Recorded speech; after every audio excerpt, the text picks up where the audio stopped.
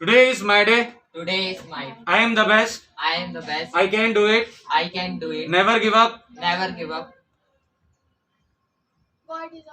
God is always with me. God is always. No pain, no gain. No pain, no gain. जय श्री राम. जय जय श्री राम. ऐसे बोलोगे. जय जय श्री राम. जय जय श्री राम. हर हर महादेव. हर हर महादेव. राधे राधे. राधे राधे. जय श्री कृष्ण. जय श्री कृष्ण. जय माता दी. जय माता दी. जय महाकाल. जय महाकाल. राधे राधे. राधे. गणपति बप्पा मोरिया. गणपति बप्पा मोरिया. भारत माता की जय. आज स्वामी विवेकानंद का जन्मदिन है और इनके जन्मदिन को अपन राष्ट्रीय युवा दिवस के रूप में मनाते हैं। आज के दिन को युवा दिवस भी बोलते हैं, ठीक है, युवा दिवस भी बोलते हैं। और उनके बर्थडे को सेलिब्रेट करने का एक खास ही अंदाज है लोग बाग का, ठीक है। स्कूल यूनिवर्सिटी कॉलेज वगैरह में सूर्य नमस्कार लगाते हैं। अब सूर्य नमस्कार के बहुत सारे फायदे हैं भैया, सूर्य नमस्कार के कई फायदे हैं, ठीक है। तो स्वामी विवेकानंद अपने आप में बहुत ही बड़े उदाहरण है सबके युवाओं के लिए, और उदाहरण भी क्यों ना हो, उन्होंने पूरे जीवन भर देश की सेवा करी और ऐसे उन्होंने काम करे जिनको आज हम याद कर रहे हैं, राष्ट्रीय युवा दिवस के रूप में मनाते हैं। स्वामी विवेकानंद एक ऐसी शख्सियत थी, एक ऐसे शख्स थे जिन्होंने बहुत ही कम उम्र में बहुत ही ज्यादा ज्ञान हासिल कर लिया था। यानी कि 12 साल की जब वो उम्र में 12 साल के थे वो, तो उनकी ब्रेन की पावर इतनी ज्यादा हुआ करती थी कि वो बिना खोले बुक को याद कर लेते थे। हमने कई बार जिक्र किया इनकी स्टोरी के बारे में। एक बार वो अमेरिका में भाषण देके एक जर्मन फिलोसोफर के घर रुके थे, तो जर्मन फिलोसोफर ने उनकी बहुत तारीफ सुनी थी कि भाई आपने भाषण दिया है। होता नहीं, अगर आपके देश में कोई ऐसा वक्ता है जो आपको बहुत ज्यादा इंस्पायर करे, तो स्वामी विवेकानंद को बहुत पसंद करा लोगों ने। अमेरिका में भाषण देने गए थे कनाडा में, तो बहुत सारे लोगों को पसंद आया स्वामी विवेकानंद का भाषण। तो बहुत सारे लोगों ने घर पे इनवाइट कर स्वामी विवेकानंद एक दिन के घर गए थे, तो उन्होंने कहा कि भाई आपका भाषण में बहुत अच्छा लगा, फलाना सब बताया। सामने एक बेंच पे किताब रखी थी, जर्मन भाषा में थी। स्वामी विवेकानंद को जर्मन भाषा तो आती नहीं थी पहली बार। जर्मन फिलोसोफर गया चाय लाने के लिए अंदर से, स्वामी विवेकानंद के स्वामी जी बैठे थे। 1 घंटे बाद वो जर्मन फिलोसोफर बाहर आया चाय लेकर। 1 घंटे में चाय बनती, कुछ और भी काम समझे कर रहा था वो, ठीक है। Yes we can. तो हुआ क्या कि जर्मन फिलोसोफर ने 1 घंटे बाद लौट कर आया वो, ठीक है।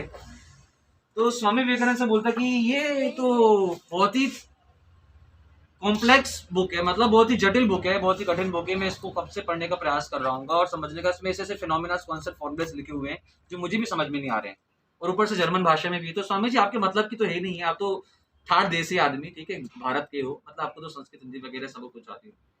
स्वामी जी बोलते कि नहीं ऐसी बात नहीं है, ठीक है। सामने स्वामी जी ने बोला कि बस आप मुझे 1 घंटा और दीजिए। स्वामी जी ने 1 घंटा अपने पास रखा बुक को और आंखें बंद कर ली, आंख बंद करके बैठ गया और देख रहेगा सामने जो बैठा है जर्मन फिलोसोफर, उनको ऑब्जर्व कर रहेगा। सडनली 1 घंटे बाद स्वामी जी ने उनको बुक रिटर्न करी और जर्मन फिलोसोफर कहने लगी कुछ खास नहीं इस बुक के अंदर, मैंने पढ़ लिया, तो आप ज्यादा परेशान मत होइए, कुछ और दूसरी बुक लेकर आइए। तो स्वामी जी, जर्मन फिलोसोफर आश्चर्यचकित हुआ, भाई ऐसा कैसे, आपने तो बुक को खोले ना, आप उसके ऊपर कमेंट कर रहे हो, बहुत घमंड है आपको अपने ऊपर।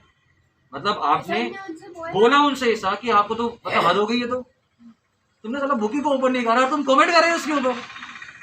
स्वामी जी ने बोला कि देखिए, अगर हाँ आप बस पेज का नंबर बताइए, पेज नंबर बोलिए, जो सा भी पेज नंबर आप बोलेंगे मैं उसका आपको आंसर कर दूंगा। तुमने बोला पेज नंबर 145 पे क्या लिखा है, स्वामी जी ने बता दिया। पेज नंबर 625 पे क्या लिखा है, स्वामी जी ने बता दिया। अब वो उनको पता होगा, मुझे कहाँ से पता होगा, ठीक है, समझ में आया आपको। तो मतलब they will say all about the book. तो उन्होंने से प्रश्न पूछा ये कैसे कर पाया, तो स्वामी जी ने बोला कि ये सब जो मैं कर पा रहा हूँ, ऐसे मेरे जैसे भोपाल भारत में लाखों सन्यासी ऐसा कर पाते हैं।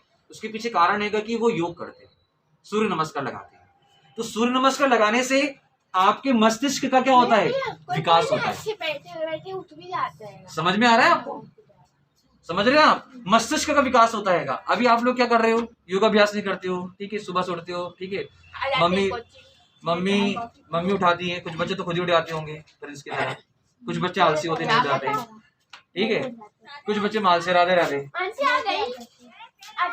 रहा है। कौन सा स्टूडेंट,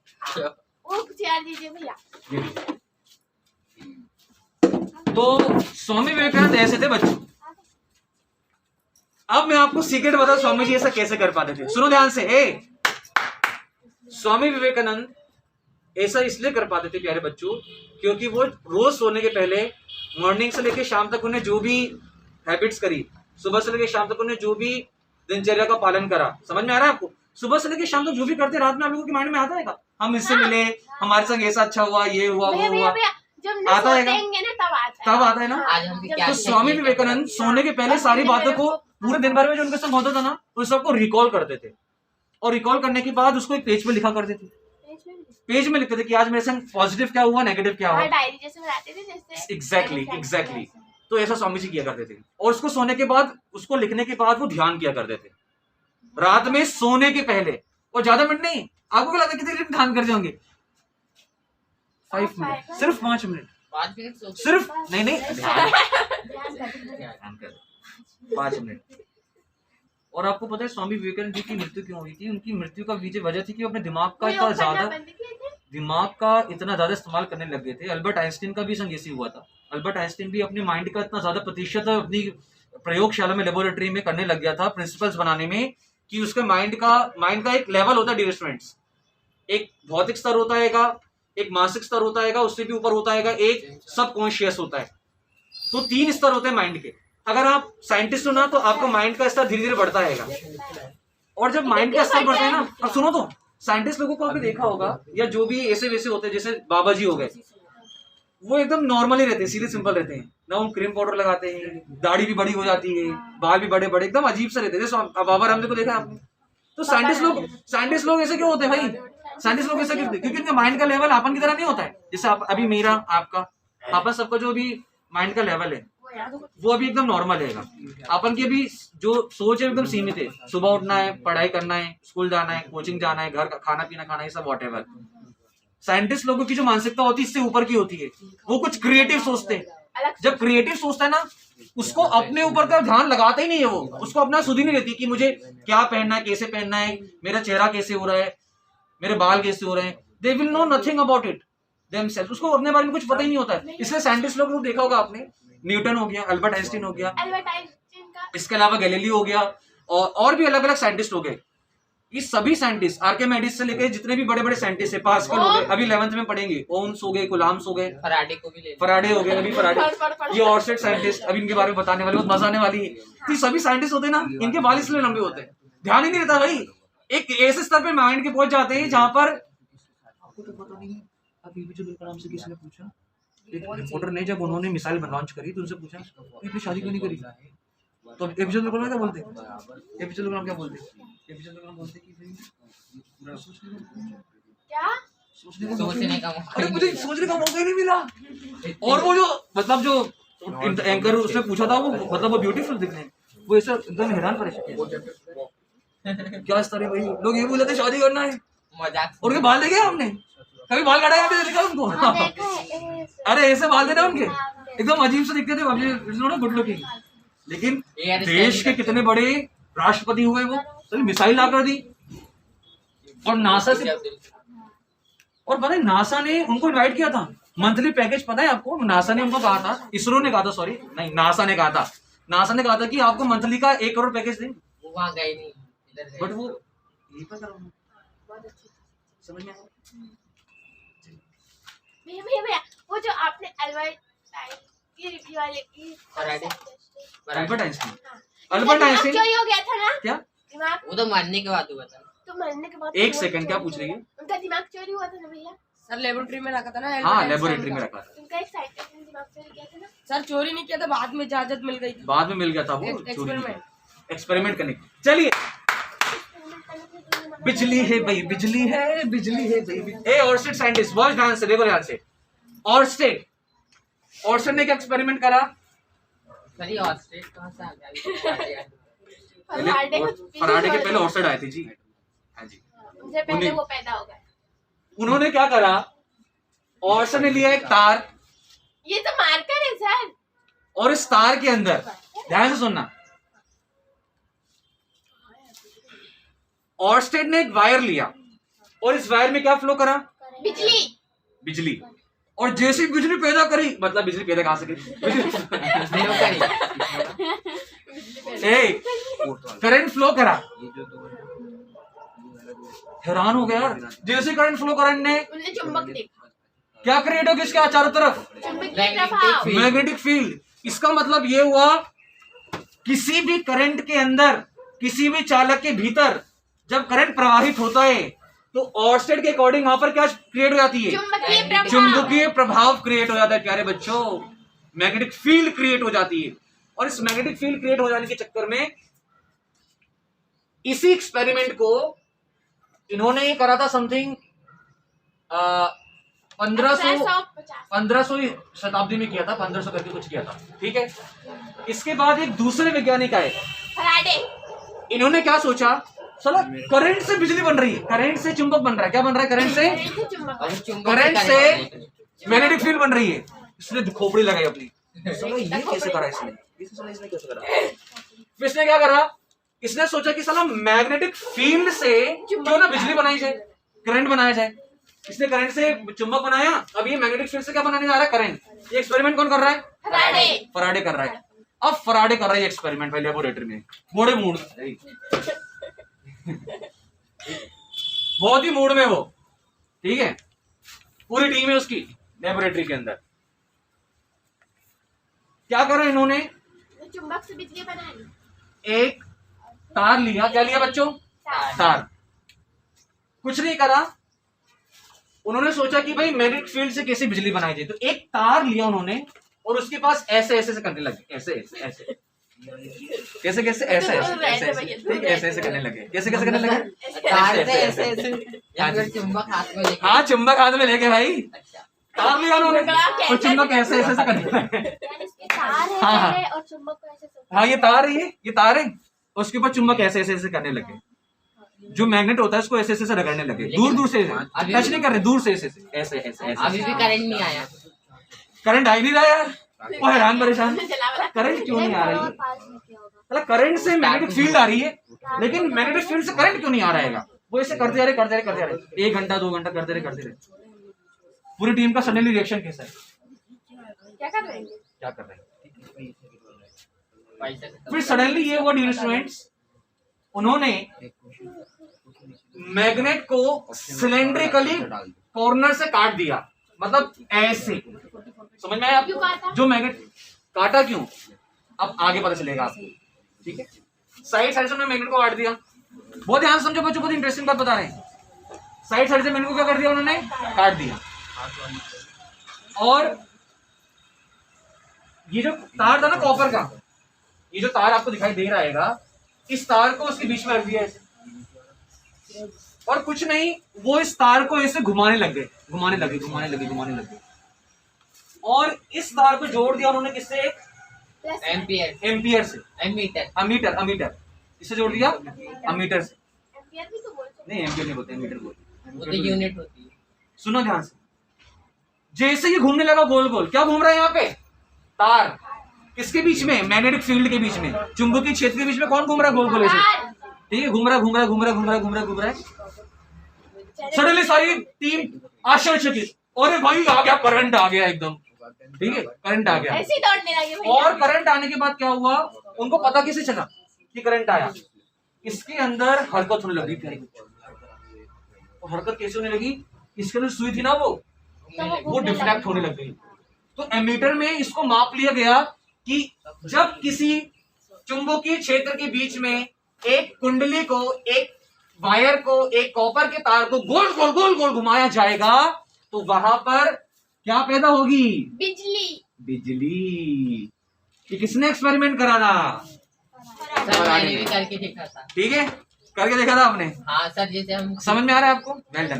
कील के ऊपर अगर तार बांध देंगे ना और फिर उसको उसमें लगाएंगे बैटरी में, तो वो कील ना मैग्नेट जैसा इफेक्ट करने लगेगा। एग्जैक्टली ये समझ में आया आपको। उनको पता कैसे चला कि करंट फ्लो हुआ, उन्हें क्या लगाया था यहाँ पे, अमीटर में क्या डिफ्लेक्शन होने लग गया। अब सबसे अहम सवाल, बिजली कैसे क्रिएट हुई, बिजली मैं आपको बताता हूं। देखो, जो चुंबक होते ना प्यारे बच्चों, मैग्नेट एक खास तरीके की मैग्नेटिक लाइन निकालता है, प्रोड्यूस करता है, क्या निकालता है, ठीक है, चुंबकीय रेखाएं निकालता है। नॉर्थ पोल इधर से निकाल रहा है और साउथ पोल, अच्छा वो साउथ में पेपर का मेरा नाम है। ठीक है। अब मुझे एक बात बताइए, ये हैगा नॉर्थ पोल, ये साउथ पोल, ये इसके मैग्नेटिक लाइंस ऑफ फोर्स हैं। जब मैग्नेटिक लाइंस ऑफ फोर्स के बीच में जब ये कुंडली घूमेगी, जब ये हमारी कॉइल, ये हमारा जो वायर है ये घूमेगा, तो कहीं ना कहीं इसको काटेगा कि नहीं काटेगा? जैसे घूमना शुरू कर देगा, काटेगा ना भैया, काटेगा। जैसे घूमना रोटेट करेगा, काटेगा काटेगा काटेगा काटेगा। समझ में आ रहा है आपको? तो काटने से क्या हुआ कि यहां पर करंट आई क्या होने लग गया, प्रोड्यूस हो गया, उत्पन्न हो गया।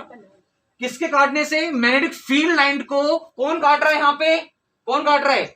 एक वायर काट रहेगा। कब काट रहेगा? अरे जब तुम उसको घुमाओगे, जब घूमेगा वो, उसके बाद वो कटेगा। तो कटने की वजह से यहाँ पे क्या उत्पन्न हो गया? करंट उत्पन्न हो गया, विद्युत, विद्युत, बिजली। तो बिजली ऐसे उत्पन्न होती है प्यारे बच्चों, देखा कितना दिमाग लगाया। और ने करंट से मैग्नेटिक फील्ड निकाली, किसी वायर में करंट फ्लो करा तो उसके चारों तरफ क्या क्रिएट होगी? Magnetic field. अब इसने क्या किया? मैग्नेटिक फील्ड से क्या क्रिएट कर दिया? करंट क्रिएट कर दिया। और कैसे करा वो आपके सामने एक्सपेरिमेंट है, ये पूरा ने अपनी लेबोरेटरी में करके देखा था। आज से 250 साल पहले, 250 से लेके 300 साल पहले करा था। अब इसी से कूलर मोटर चलती है। यानी कि इनको मारे हुए कि इनने दूसरा जन्म भी लिया होगा ना। Good no. ओहो, आनंद आ रहा है? समझ में आया क्या एक्सपेरिमेंट करा ऑर्स्टेड ने? फराडे ने, फराडे ने, ठीक है, ये एक्सपेरिमेंट करा था। अलग ही दिमाग चला उसका। अब और इंटरेस्टिंग बात बताते हैं, बहुत ही शानदार बात, बच्चों सुनो ध्यान से।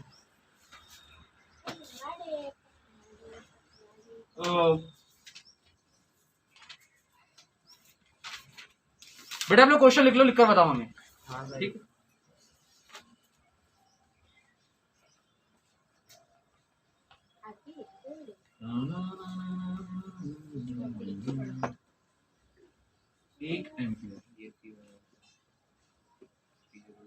एक एम्पियर में कितना करंट होता है? देखो ध्यान से, 625 इंटू 10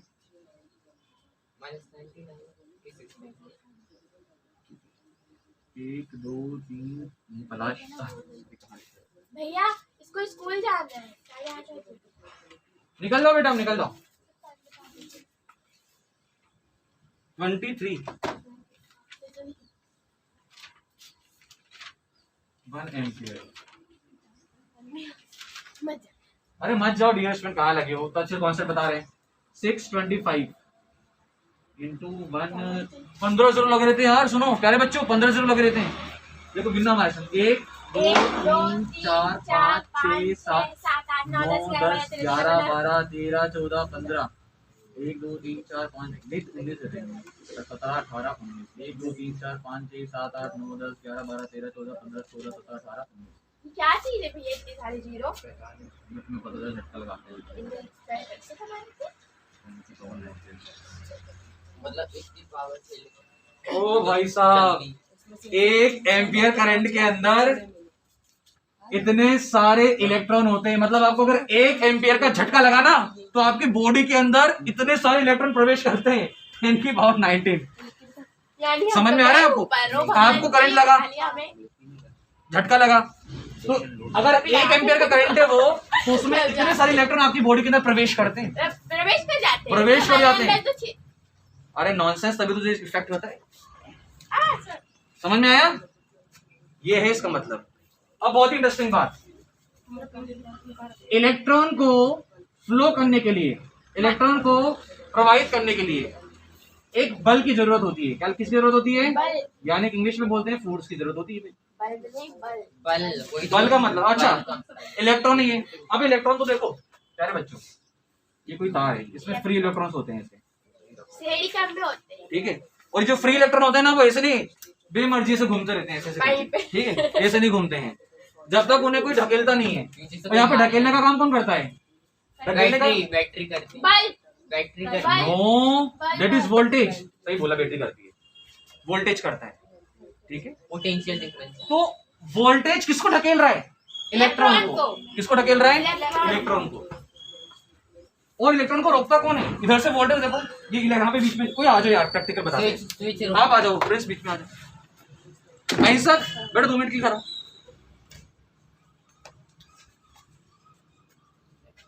आप बीच में आ जाओ बेटा, हाँ, समझ में आएगा।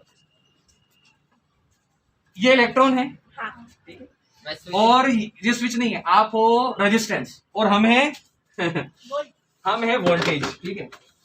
और बीच में कौन है हमारे, थोड़ा सा आगे बेटा, इलेक्ट्रॉन बीच में इलेक्ट्रॉन है। इलेक्ट्रॉन सभी तारों के अंदर, सभी कंडक्टर के अंदर, जितने आपके घर में अप्लायंस होते हैं, टीवी, एसी, फ्रिज वगैरह समथिंग जितनी भी चीजें होती हैं, उन सब में इलेक्ट्रॉन होता है। अब इलेक्ट्रॉन जब तक उसे वोल्टेज धक्का नहीं मारेगा तब तक इलेक्ट्रॉन आगे फ्लो नहीं होता है, ठीक है। तो वोल्टेज ने इलेक्ट्रॉन के ऊपर बल लगाया, तो वोल्टेज ने इलेक्ट्रॉन के ऊपर बल लगाया, तो ये जैसे होगा, जैसे इसने बल लगाया बल, तो ये क्या होगा, आगे शिफ्ट होगा, ठीक है। अब तो पीछे धक्का लगा, हमने आगे से धक्का लगाया, ठीक है, समझ में आया आपको। तो यहाँ से वोल्टेज धक्का मार रहा है, उधर से प्रतिरोध में धक्का मार रहा है, रेजिस्टेंस, और बीच में कौन पिस रहा है, इलेक्ट्रॉन। इलेक्ट्रॉन सोच रहा है साला पीछे से कोई धक्का मार रहा है, आगे से कोई धक्का मार रहा है, दोनों के बीच में पिस कौन रहा है, इलेक्ट्रॉन। यहाँ से वोल्टेज इसको धक्का मार रहा है, क्यों करने के लिए, फ्लो कराने के लिए, तभी तो करंट फ्लो होगा, और यहाँ से रेजिस्टेंस को रोक रहा है, ठीक है। तो बीच में बेचारी खिचड़ी पकती किसकी, इलेक्ट्रॉन की, ठीक है, समझ में आया आपको। तो इलेक्ट्रॉन जो होता है वो गुस्से में आ जाता है, इसलिए किसी इंसान को समझ में आया आपको। अब बैठ जाओ बेटा, थैंक यू सो मच बेटा, अभी लेटी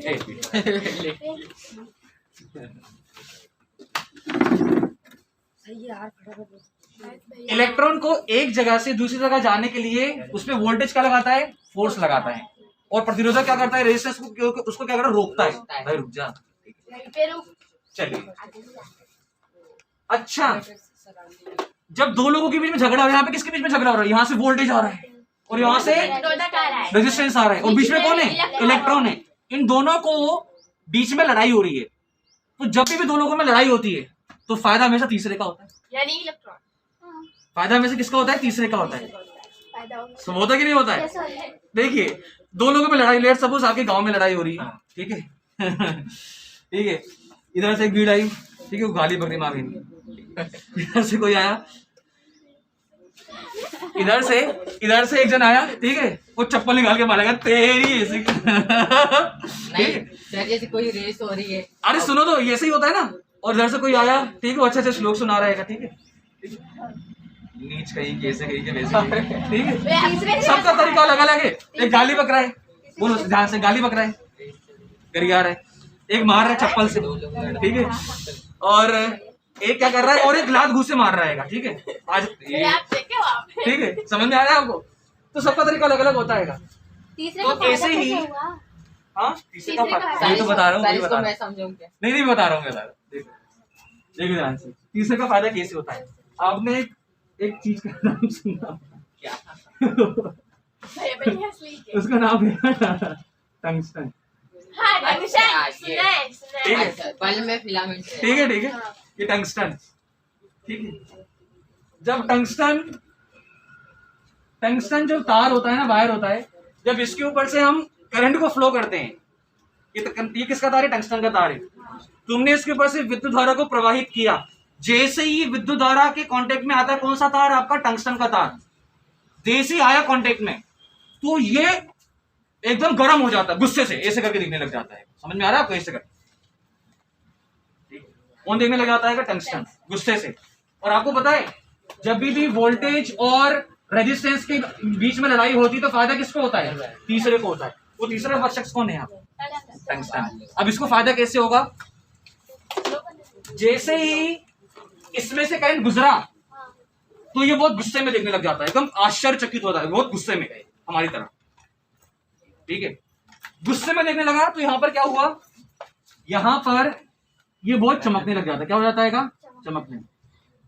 तो इसका जो तीसरा फायदा उठाते हैं लोग बाग, इसको लगा दिया किसके अंदर, बल्ब के फिलामेंट के अंदर, कि तुम जब तुम्हारे अंदर करंट फ्लो करवाएंगे, विद्युत धारा प्रवाहित कराएंगे, तो ये गर्म हो जाएगा, चमकेगा नहीं ये।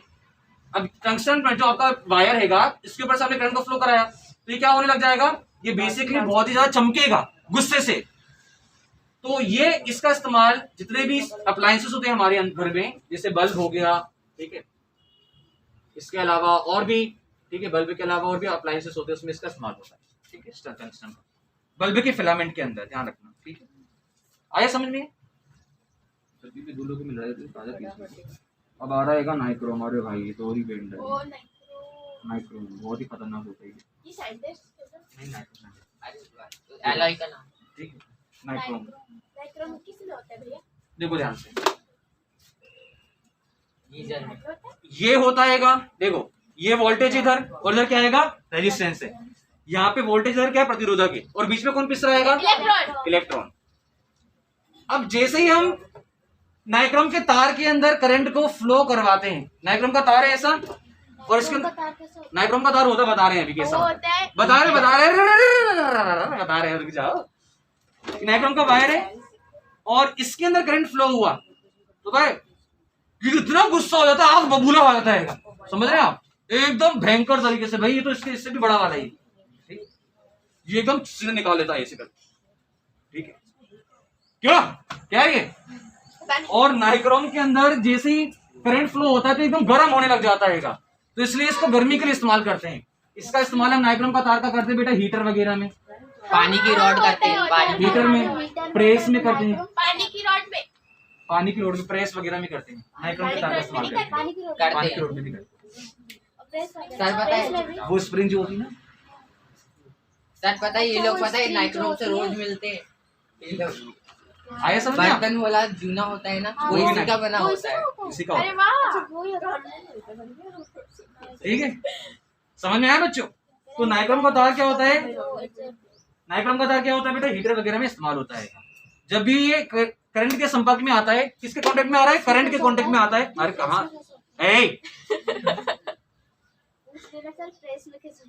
प्रेस में कैसे होता है, प्रेस में प्रेस के अंदर इलेक्ट्रिकल का एनर्जी को होगा हीट ना? एनर्जी में कन्वर्ट करता है ये।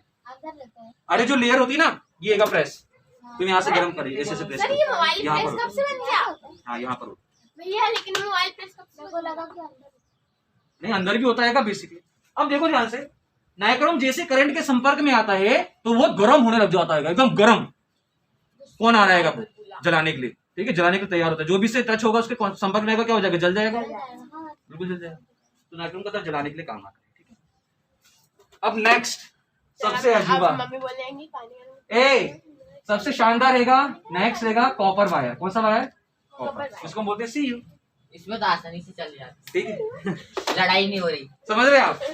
अब ये होता हैगा टंगस्टन में, तो क्या हुआ, जैसे टंगस्टन मेटल के अंदर आपने टंगस्टन वायर के अंदर करंट को फ्लो करा तो ये चमकने लग जाता है, ठीक है। अगर कम वोल्टेज होगा, सुनो ध्यान से, अगर कम वोल्टेज होगा तो वैसे बल्ब चलेगा, ज्यादा वोल्टेज होगा तो ऐसे चलेगा, ठीक है, समझ में आ रहा है आपको।